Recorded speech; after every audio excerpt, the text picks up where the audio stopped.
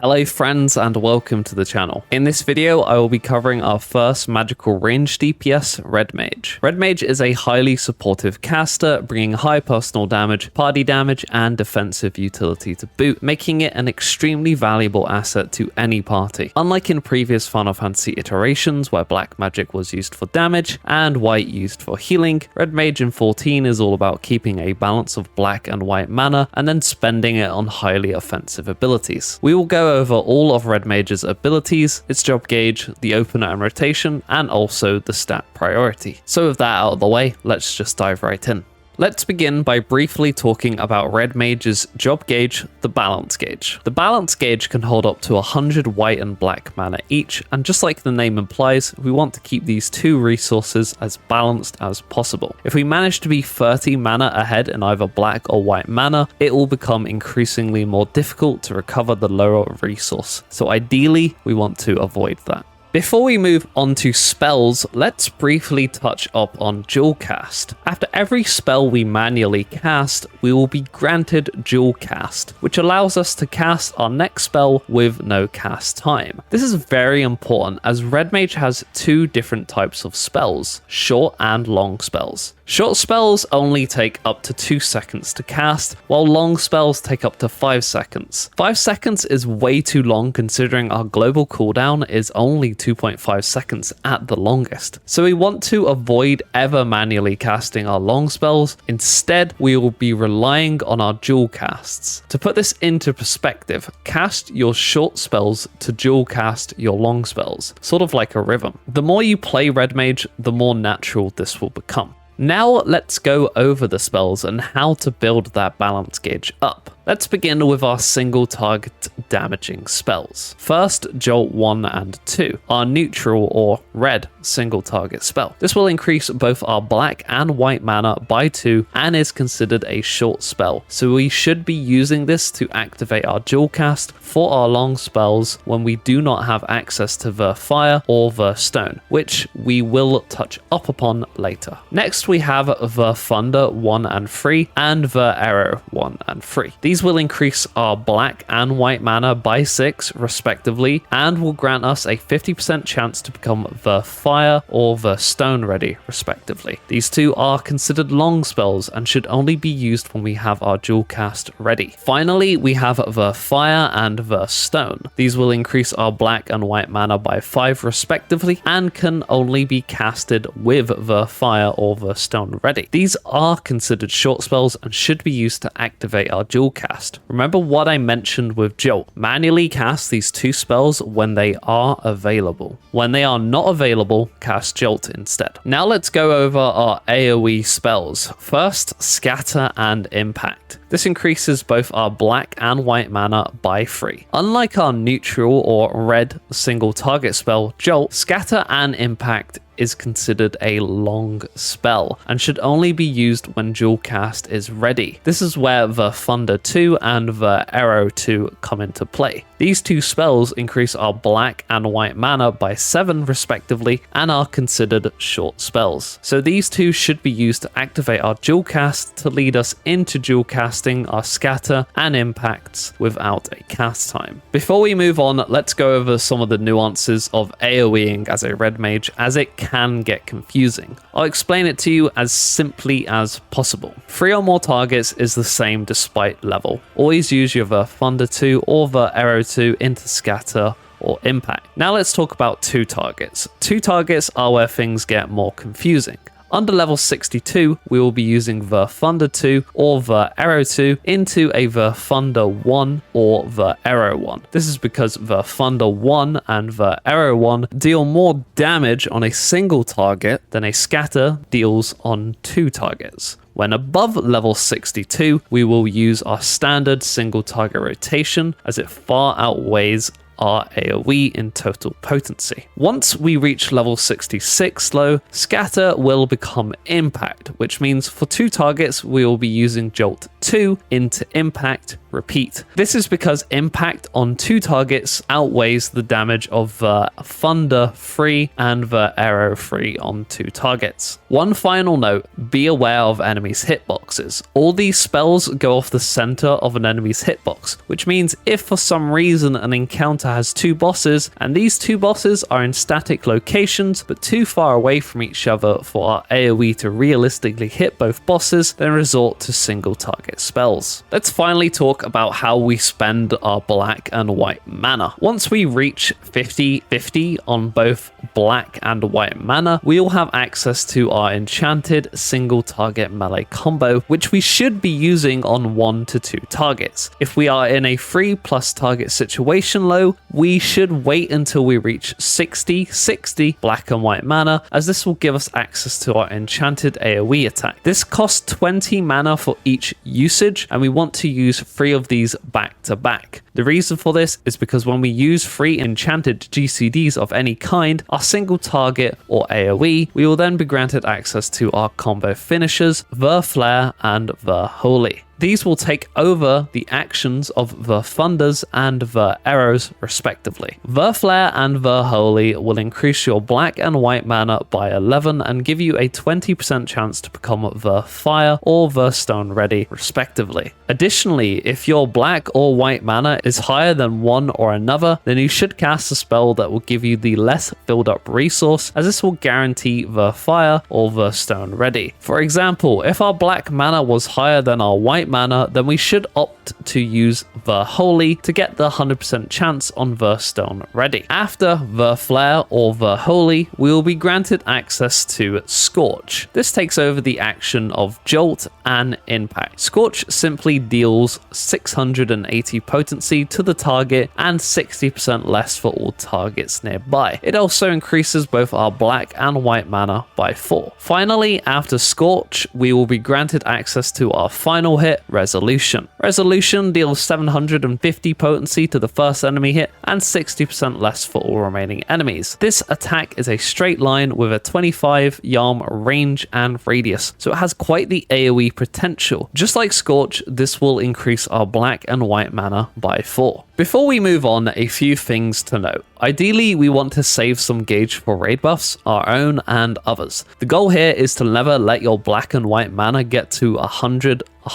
So if it does get close and your raid buffs are still a way off, don't be afraid to use a melee combo to spend some gauge before the buff window. Remember to keep your gauge as balanced as possible. Use the black and white mana spells to balance out your gauge and prioritize the spells that increase your mana of the resource you have the least of. For example, if you have more white than black mana, use some black mana spells like the Thunder and the Fire. One more thing, don't use your combos or your weapon skills without enough mana, as they deal significantly less damage when not enchanted. Just remember, 50-50 for single target and 60-60 for AoE. Let's now talk about our utility GCDs. First, the Cure. The Cure is quite a nifty spell. It's not enough to replace a healer's job, but it can be used to save yourself or others in a pinch. Additionally, the Cure is considered a short spell, so this can be used to ready Dualcast during downtime when there is no enemy to hit. Next, we have the Raise, which works exactly like a healer's raise. This can be used to resurrect a dead player. It has an extremely long cast time of 10 seconds and takes a decent chunk of MP, although the cast time can and should be avoided with the usage of Dualcast. Although there isn't really a written rule to when a red mage should raise over a healer raise, outside of high-end content, I would recommend just raising when you can, as it's highly convenient and easy to do. The times you can't really raise is when you're in a melee combo, for instance, unless absolutely necessary, like healers being dead or a player missing for vital mechanics. During prog, a red mage is probably going to be expected to take priority on raising, allowing healers more freedom on their swift cast for moving and healing. Just communicate this with your healer if you plan to take red mage into high-end progression content. Finally, we have Reprise. Reprise is a ranged attack with no cast time, although it requires 5 black and white mana to use enchanted.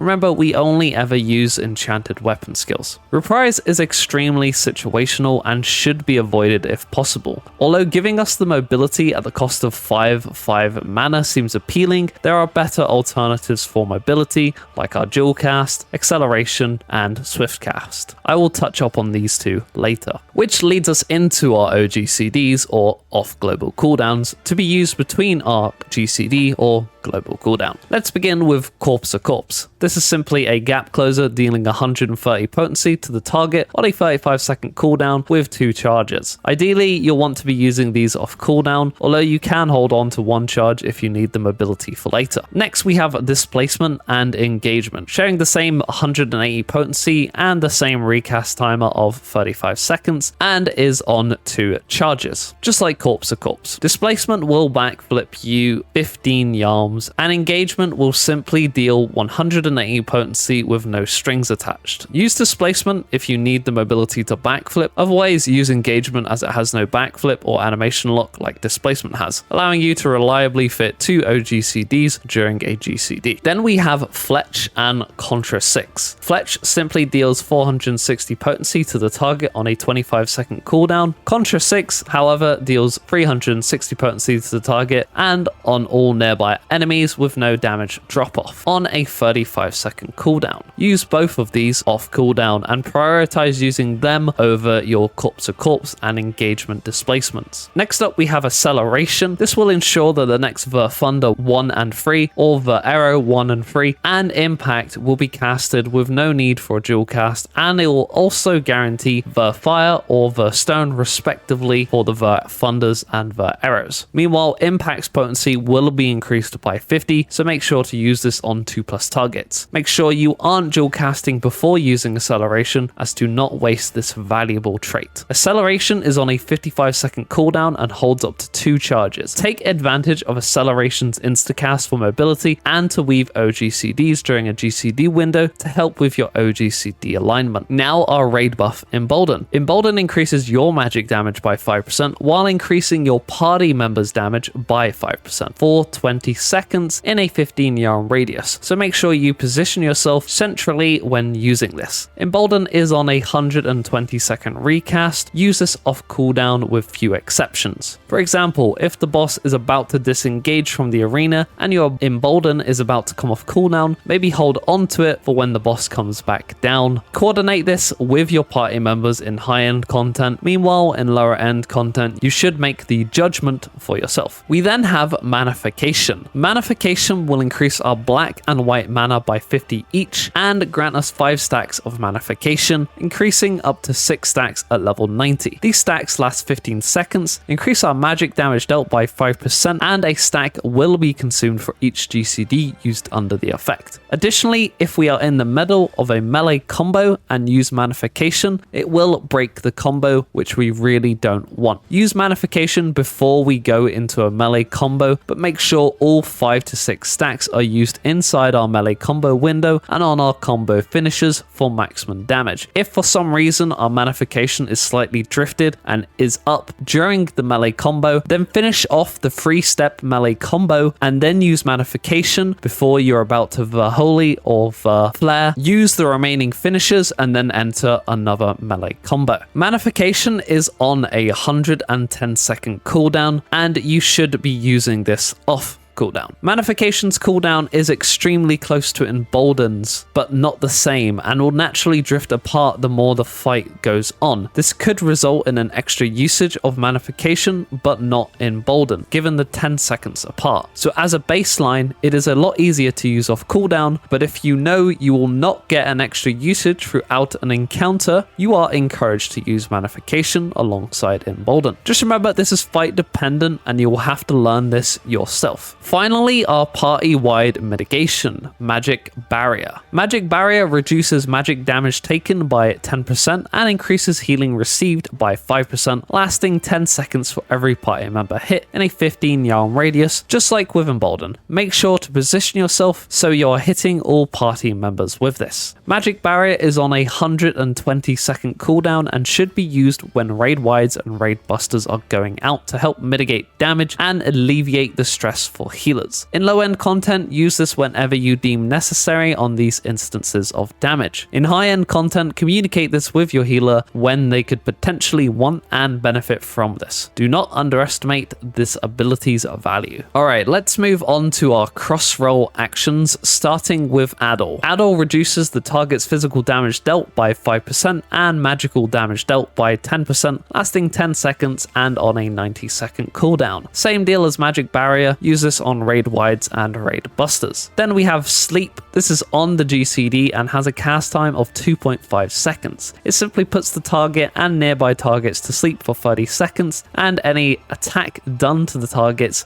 during this period will wake the target up. Mostly useless in high-end content, although it does have its uses in niche and solo content like Deep Dungeon and otherworld content like Eureka and Bosnia. Maybe you could even use it if the tank dies in a dungeon. You could sleep all the mobs and resurrect the tank to pick the mobs back up, potentially preventing a wipe. Next, Lucid Dreaming. Lucid Dreaming will increase our natural MP regeneration by a large amount, lasting 21 seconds on a 60-second cooldown. Use this when below 8000 MP. We then have Swiftcast. Swiftcast allows the next spell to be casted instantly with no cast time and has a cooldown of 60 seconds. Similarly to Acceleration, use Swiftcast for mobility or to weave oGCDs in the GCD window for oGCD alignment. Finally, we have Surecast. Surecast allows spells to be casted without interruption and also prevents most knockback and draw-in effects for 6 seconds. This should be used when a boss is going to use a knockback for mechanical reasons or to keep uptime while casting while being knocked back and not interrupted. Next up, we have the Opener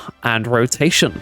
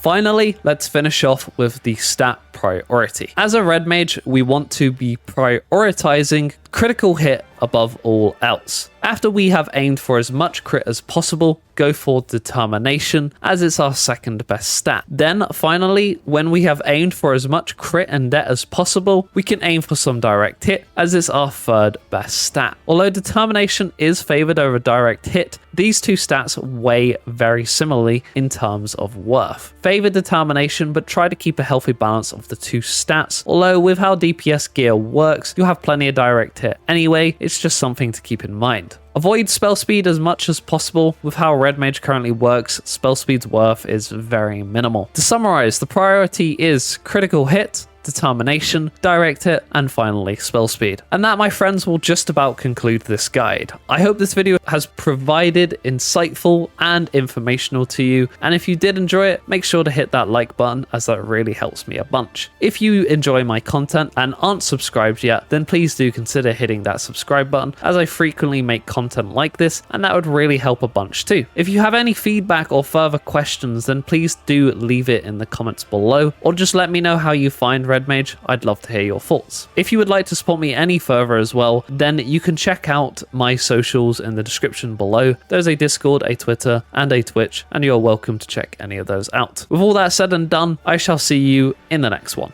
But until then, make sure to take it easy, stay safe, we out, goodbye.